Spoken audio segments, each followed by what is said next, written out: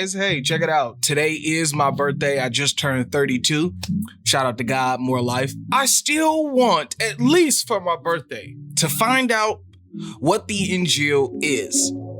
So let's go on this trip and let's go find the Injil. Hopefully by the end of this conversation, we will have found out what it is, where it is, and how can we prove Muhammad is a true prophet with it. We're trying to find the Injil in the Quran.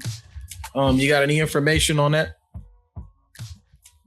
Is this like an offshoot of the Islamic dilemma you guys been running for a while? Not really an offshoot, just trying to figure out what it is. Like what is the Injil to a Muslim? It's what Jesus went preaching around. All right. Was it ever written down by any of those guys? Y'all can't hear TikTok? TikTok, y'all, how can yeah. It's clear, isn't it? It's in the Quran, yeah. It's written down by his, well, not by his, it's not explicit by his disciples, but yeah, it says like, they have it written with them. So what happened to it? What happened to it? Yeah, what happened to the Injil? Like, do we still have it today? Can we read it? It could be a number of explanations. Could be abrogated, could be lost, could still be with them and they're hiding it, securing it. Okay, so it could be all of those. Yeah, I heard you. So it could be all of those except not existing as far as our knowledge, right? I said it could be existing, but like, yeah, there could be a mix and match of true and falsehood. Yeah, right. But above. That's what I said. I'll say except non-existing, right? So you don't hold the position that it doesn't exist. Yeah. Okay, so you don't. So you believe the Injil exists today in 2026? Yeah, in some shape or form, yeah. Okay, where? The onus is not on us to establish where and what and how and what went down with it, to go down the rabbit trails and the history of it. Yes, it is, because your book comes and talks about it. We could care less about asking you guys about the Injil or the Torah or any of those books, but your books mention it. Your books, plural, mention it. Hadith, Quran, all of that. It mentions it, but for some reason we can't find it. Why do you think that is the case? Yeah, each people, different people, different nations, different prophets were given their scripture, their books, and the onus was on them. It was like a favor from Allah on them. And if they didn't preserve it, or they, they hide it, they corrupt it or whatever, that's like. So are you saying everything is lost except for the Quran? I can't posit that, Okay, well, if everything isn't lost except for the Quran, then where are the other scriptures? Why is that relevant to a Muslim today? Well, I've already established why it was relevant. Because your book mentions it. And your book mentions it. If I were to come up to you at a dawah booth and I were to say, hey, man, I was reading the Quran a little bit, and it mentioned something about the Torah and the Injil and what the Christians and the Jews had in the 7th century. What is that? And you tell me, well, why is that relevant? You think that's going to help me become a Muslim? I see. So yeah, like I said, you could probably find it in the traditions of the people of the book. What do you mean in the traditions? Or whatever the Jews and Christians hold on to. Okay, today. So Matthew, Mark, Luke, and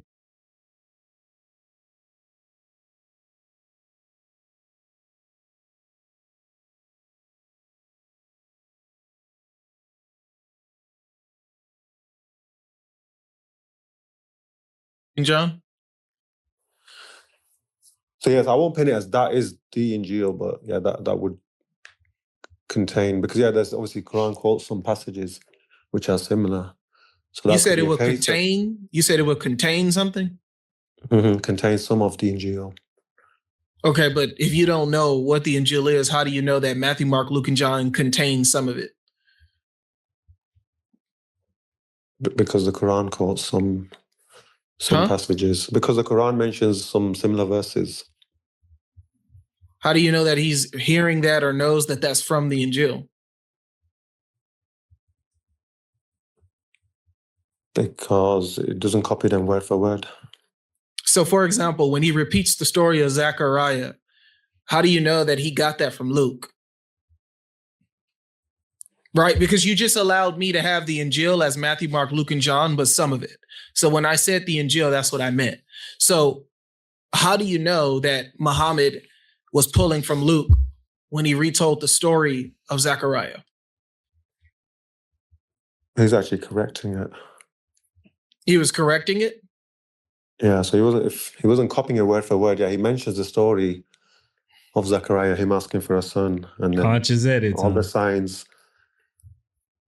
But if he was copying it or hearing it, then it'd be word for word. But obviously, there's the main theme is the same. Your But evidence the that he had, details of it are actually different.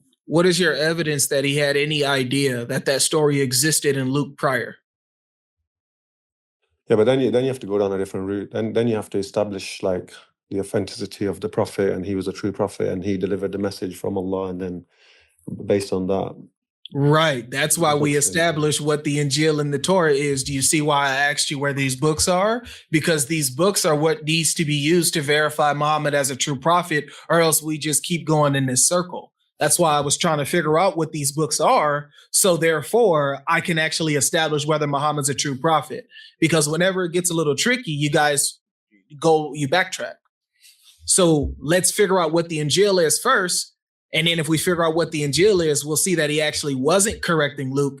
He actually got the story wrong, which would make him a false prophet. Now, I want you guys to pay attention to what happened here. Once again, you can watch these videos to learn debate tactics. So he tries to use the fact that the history says that these gospels exist, but he doesn't really want to stand 10 toes down on what it is. He's allowing things to be used in the conversation, but then when they're used against him, he all of a sudden wants to throw things out or try to blanket everything with what the Quran says, using it as a standard. Therefore, the onus is now on him to provide information on what he knows, what the Injil actually is, so then now I can go in and use it. And so one of the examples that was given here was that Luke has a story about Zechariah getting news that he's going to have a baby, but he believes he's too old and that's not going to happen. So what happens? He gets his vocals taken away and he cannot speak for the entire term of the pregnancy. In the Quran,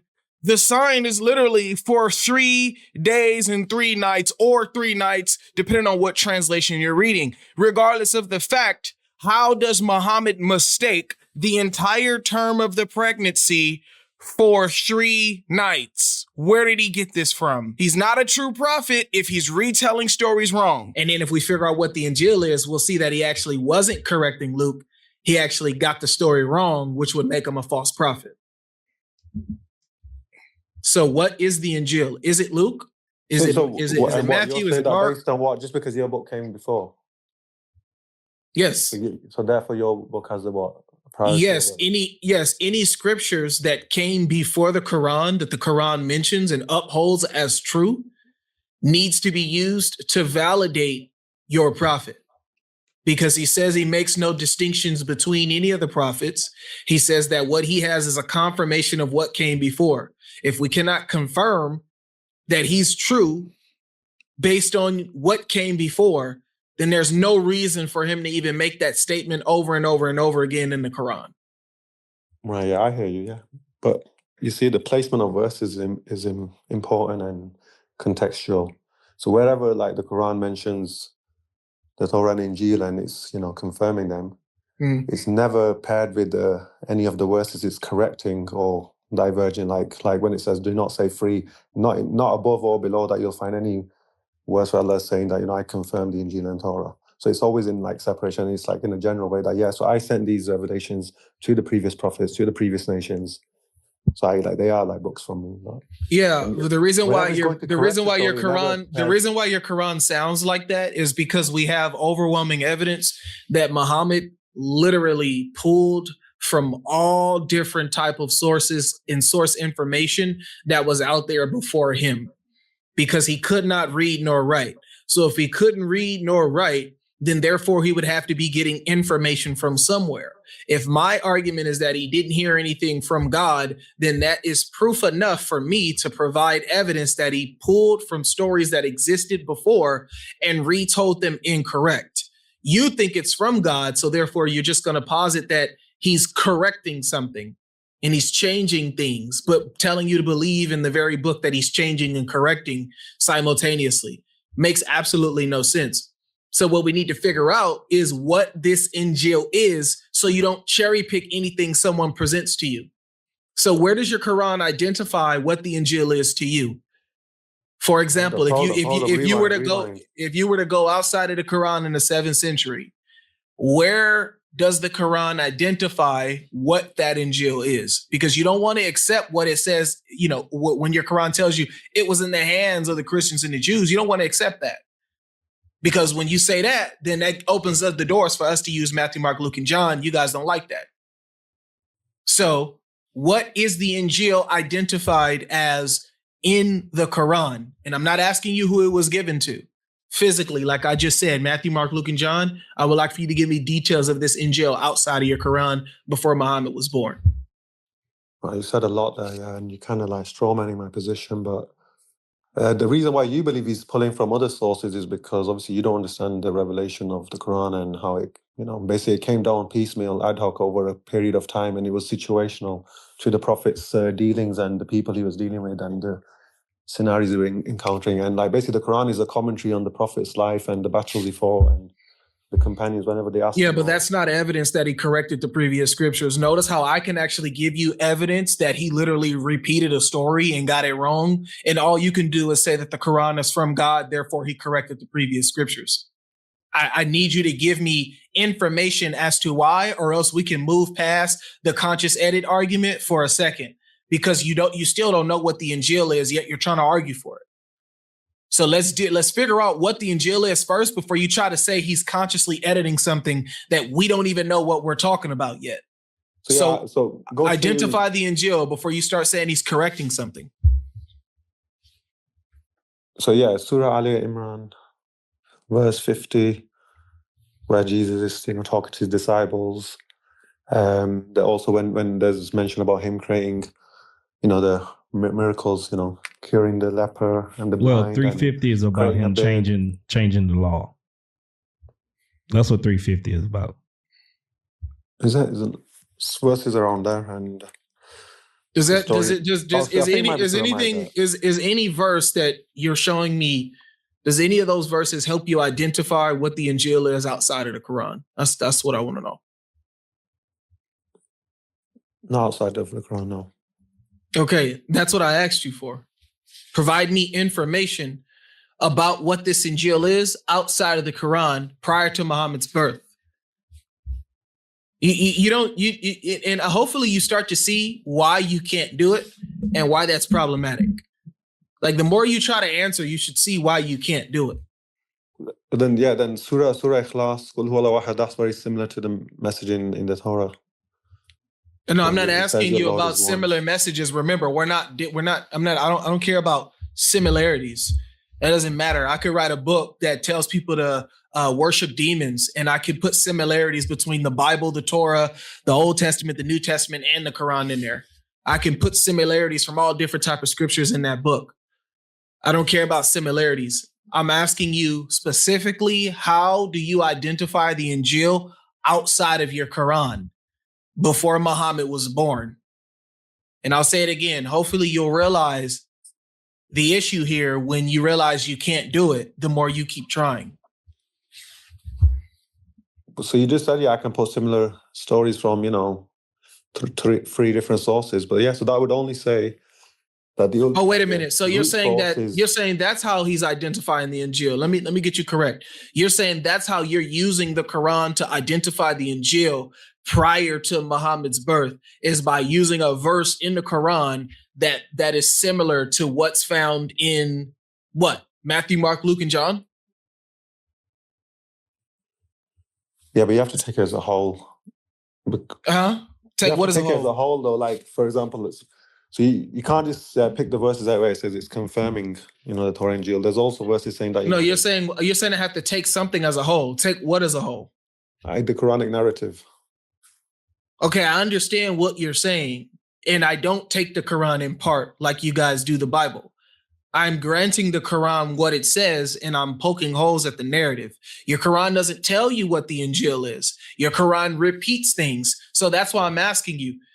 Does your Quran, what the Injil is? What do you want it to do? Spell it out. This is the Injil from. How do you know? Okay, if your Quran doesn't tell you what the Injil is, how on earth do you know Matthew, Mark, Luke, and John has some of it in it? You just made it up at that point. If your Quran doesn't, what do you want? Give me an example. The example is what you said yourself. Quote page numbers and yes, this reference. Yes, it should at least tell you what. Yes. It should at least tell you the contents of it and where to find it. It should tell you that at least that much. Right. The answer, the answer is yes. He's giving us akal. He's giving us a brain. Where he's mentioning the similar stories. That's how you draw your. So that's why I clarified. So are you saying how you identify the Injil is by seeing a story that is similar to scriptures that came before it? Is that what you're saying? Yeah, and also there's where the story of Isa is told in the Quran, that would be from the Injil. That's got you. Now, here's where his argument falls short, and you can see where it's about to go left field. I am going to pull a bunch of verses that the Quran repeats, and the stories are similar, and he is going to put himself in a position to destroy Islam. You guys will see that coming up in a minute. But pay attention. If you guys want to rewind that just a little bit, notice how, as I am forced to keep saying the same thing over and over again, he starts to realize that he actually knows what I'm saying, and it's making him mad because Quranically speaking and Islamically speaking, you just don't have these answers. And the reason why they don't want to give you a solid answer is because it'll be at the detriment of Islam. This is the reason why they like to point their fingers and talk about everything. But as soon as it comes down to getting detail about how they know what they know, you find out they're just blowing hot air. So, got you. Let me ask him this real quick. So is the Gospel of Thomas the Injil? No, I never posited that anyway. Well, the Gospel of Thomas literally has a story retold in your Quran, and the Infancy Gospel of Thomas has a story retold in your Quran. Jesus talking as a baby is in the Infancy Gospel of Thomas. The parable of the mustard seed is in the Gospel of Thomas. So is it fair for me to say that that's part of the Injil as well now? Yeah, because you said similar stories. Yeah, it could be, yeah. What do you mean it could be? So do you know how problematic this is? So let's keep going. Do you know that there's a story about Solomon doing magic, and your Quran thinks that it's a real story, and this story was actually out there before Muhammad was even born, and it talked about Solomon and magic and demons and Harut and Marut and Babylon and etc. Prior to Muhammad's birth. Muhammad hears the story and he retells it. That story also made it into your Quran. So is the Testament of Solomon now all of a sudden the Injil too? So when Allah mentions the Torah, it means like, the whole, not just like it means like well, Torah literally means law, but yeah, like the Jewish culture, their books and their sayings, and so it's the whole thing, not just like a specific book. Now I want you guys to take a minute, go and play that back, and I want you guys to read all of those sources. Don't just take my word for it. Read it. I put those sources there for a reason. Read them so the conversation would make more sense. I showed you multiple correlations between the Quran and things other than Matthew, Mark, Luke, and John. And what he said at the end of this was, well, yeah, the things that they were talking about and speaking about, all of that could be part of what his God is talking about. That is so problematic. It literally means law, but yeah, like the Jewish culture, their books and their sayings, and so it's the whole thing, not just like a specific book. Yeah, but see, that's the problem. That's just not true. Everything that Muhammad repeats does not become Torah or Injil. That's the point. You see how you just made that up? Now, what's your evidence that any of those stories, one, are true, and any of those stories were actually Injil or Torah? You can't just say because Muhammad said it, or else now we're just going to go in a circle. Yeah, but this is why I said to you before that we established that Prophet Muhammad, he's a genuine prophet. Hence we can, because obviously we don't have enough evidence from our conversation. Go ahead, finish that. Go ahead. Let me hear what you got to say. Yeah, I'm saying like this is why we independently verify that the Quran is the word of Allah and that Muhammad, he was a sallallahu alaihi wasallam, he's a true prophet. And then we can. Wait, what do you mean? So everything that we just said is the opposite of what you just said. We actually just showed how Muhammad is a false prophet. And second of all, are you saying that he has? Are you saying that Muhammad has no independent verification method when it comes to the previous scriptures? The same ones he says that he's confirming? You saying we can't independently verify Muhammad using the previous scriptures, i.e. the Injil or the Torah?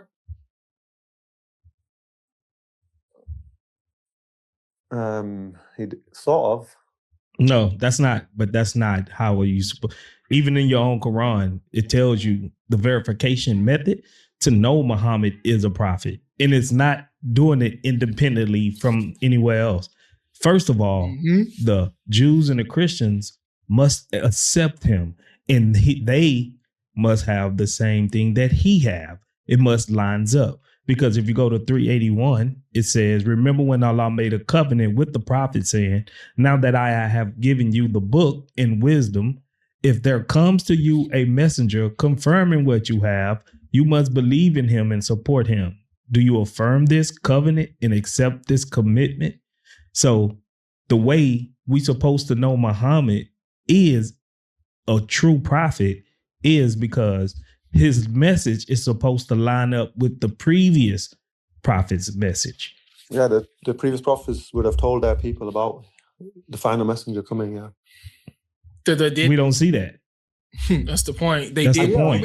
You guys, the Jews and the Christians. You see, I mean, like, look at the Jews. Like, they killed prophets. They broke the covenant. So none of them got nothing to do with this. Talk about Muhammad. Reasons for rejecting the prophet. But none of them prophesied Muhammad. But if you want to say that any of them prophesied Muhammad, then you'd have to go. But if you want to say any of them prophesied Muhammad, then you're going to have to verify where they did it. And for some odd reason, Muslims don't ever know where any of their scriptures are that they're supposed to use that Muhammad talked about. Notice how we pulled some scriptures and then you went and said some of it is in there, but you couldn't verify that. So if Muhammad has no independent verification method in accordance with the scriptures that he himself comes and says that he's a true prophet because of, tries to act like he's the final prophet, but we can't use any of this stuff. Muhammad is a false prophet, bro. That's like one of the key points you can use to show that he's a false prophet. But what you guys choose to do is ignore it and go somewhere else and satisfy your needs and just say, I believe this part right here, that makes him a true prophet. Therefore, everything he said is true.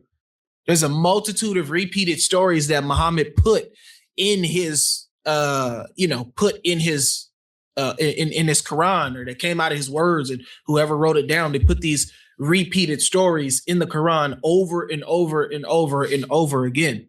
Even the narrative of the crucifixion existed before Muhammad was born. That body swap, or that it was made to appear so, that narrative was already out there as well too. So are you going to say those guys who wrote that false narrative all of a sudden had the Injil too?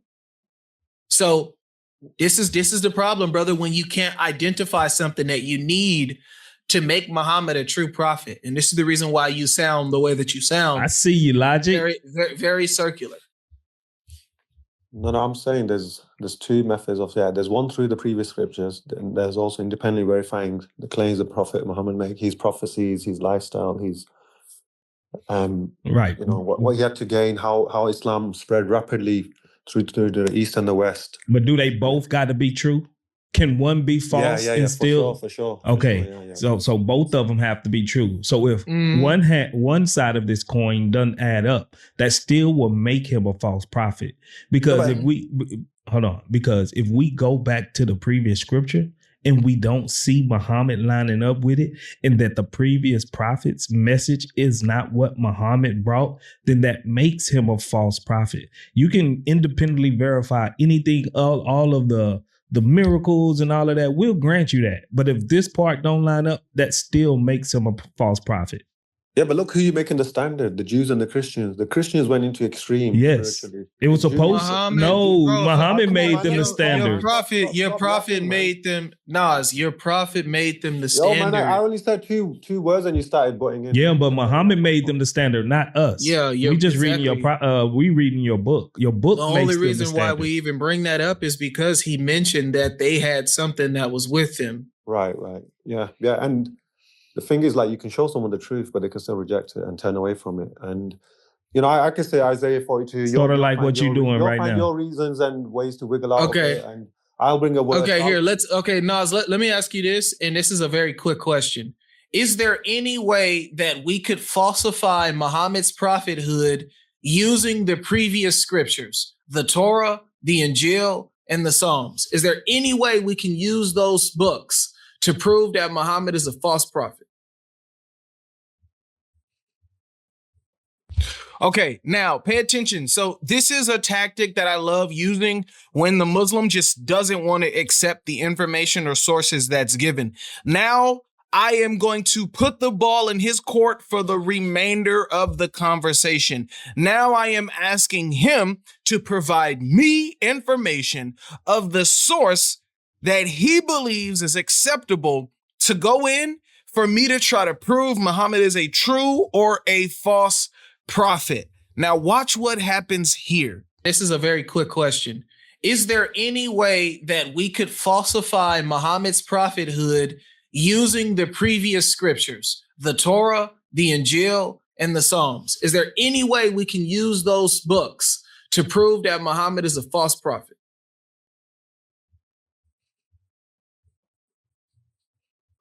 How is the prophet identified in the previous scriptures? No, I didn't ask you if he was identified. I said, is there any way we can use like the Torah, the Psalms, the Injil? Is there any way we can use any of that to prove Muhammad is a false prophet? Using the identification process. Using the previous scriptures that Muhammad mentions himself in the book over and over and over again that he believes is sent from Allah. I heard you. Let me talk. Then you'll understand. Can we use those to prove Muhammad's a false prophet? That's what I want to know. Yeah. We can. So we can use the Torah, the Psalms, and the Injil to prove if Muhammad is a true or false prophet. You said yes, right? Yeah. All right, cool. Let me read you a verse. Let me read you a Bible verse then. And we'll see if you are consistent in that thought process. Okay? Go for it. All right, I'm going to read you a verse in the Injil. All right. So this is what Jesus said here. I am the good shepherd. The good shepherd lays down his life for the sheep. That's John chapter 10, verse 11. And then we also have Matthew 26, verse 28. This is my blood of the covenant, which is poured out for many for the forgiveness of sins. So do you believe Jesus said that he's going to lay his life down for his sheep? And do you believe that Jesus also said that his blood is of the covenant, which is poured out for many for the forgiveness of sin? No, I believe Jesus is free of all that nonsense. Okay, so we can't use the Injil to prove Muhammad is a false prophet. You just said yes, and then I read something from it, and then you just disagreed with it. You're saying that I explicitly said that the 4 books you have is the Injil, you know. You haven't presented anything I else. said that you Exactly. can find some of the Injil in. You haven't presented anything Yeah. else, Nas. Right, exactly, bro. So what? Okay, I'm going to give you the chance again. What set of scriptures can I use that I can go pull up right now and read physically or even literally online? Which one of those could I use to prove Muhammad is a false prophet? You tell me what scriptures I could use. Isaiah 42, that is a real prophet, yeah. Huh? Isaiah 42? I'm not asking you what chapter or what verse could I use. I'm asking you what set of scripture Your Quran doesn't say that your God revealed one verse. Your Quran says he revealed a book. I want to know which one of those books could I use to verify he's a true or false prophet. Nor is Isaiah anywhere mentioned in your book. So it's funny that you even mentioned in Isaiah. But second of all, I need to figure out what book, not what verse, what book, so I can go wherever I want in that book to see if Muhammad fits. Yeah, because Isaiah would be part of the Torah, the Jewish culture, yeah. So the Quran doesn't explicitly mention. Sir, I out of the books that your Quran mentions, I'm sorry, I didn't think that you understood that. Your Quran mentions the Torah, the Psalms, and the Injil. I asked you, am I able to use any of those? You said yes. So where is the Torah, the Psalms, and the Injil that I can use to prove Muhammad is a true or a false prophet? Isaiah is neither of those. Isn't it part of the 5 books? No. If it's part of it, then I should be able to use another part. So what is Isaiah part of? The Torah. All right, what else is part of the Torah? Is Genesis, Exodus, Leviticus, Numbers, and Deuteronomy part of the Torah? Based on what the Jews and Christians say, yeah. Okay, so if I go into Genesis and give you a verse in Genesis, or if I go into the Torah and give you a verse in the Torah to show you that Muhammad is a false prophet, then you should now accept Muhammad's a false prophet then, because you allowed me to use Genesis, Exodus, Leviticus, Numbers, and Deuteronomy, right? Yeah, but that's what I'm saying. You're missing a big key part of the jigsaw.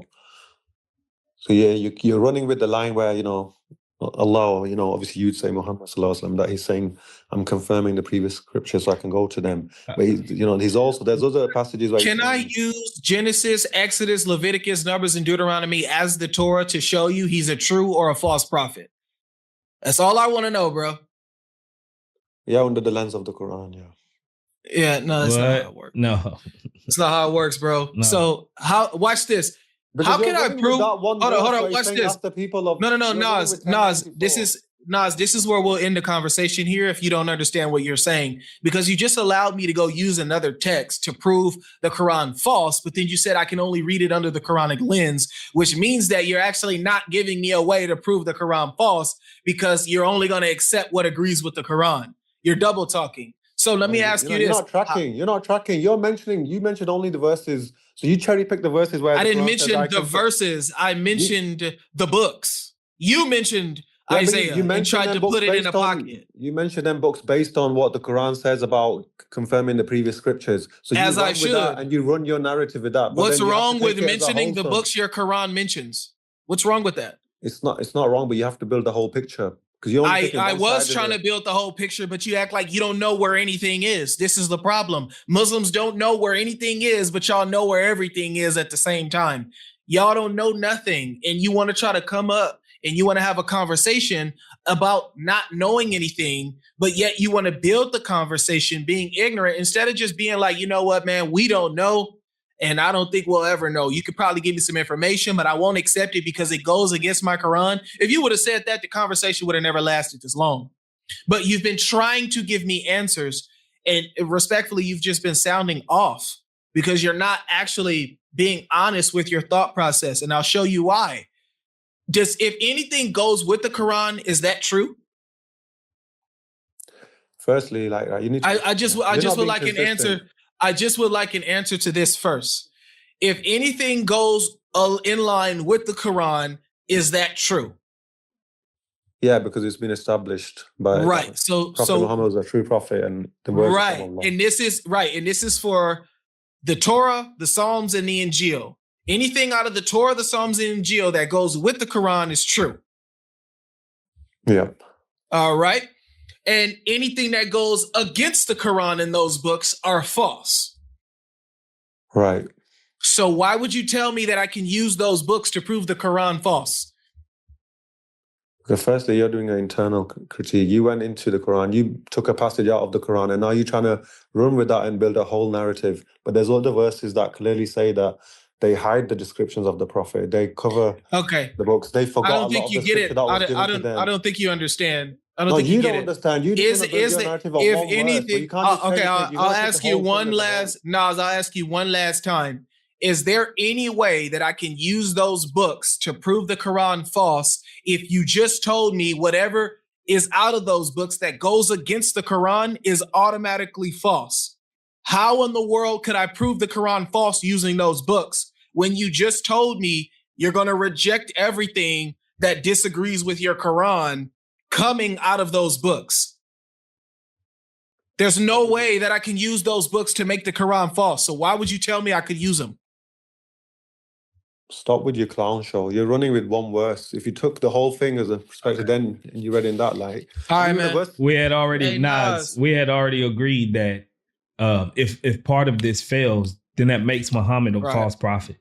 But I just want to tell him, Nas, I appreciate the conversation. Haven't talked to you in a while, bro. I think that's where I draw the line from here. You don't know where the Injil is. You don't know what these books are. It sounds like you're just making it up as you go. So God bless you, brother. Hopefully you find the truth and realize that you guys don't really have any your answers. God ain't gonna bless me anyway, so whatever, man. Yeah, he will. Okay. Careful what you wish for. I got to rent to this.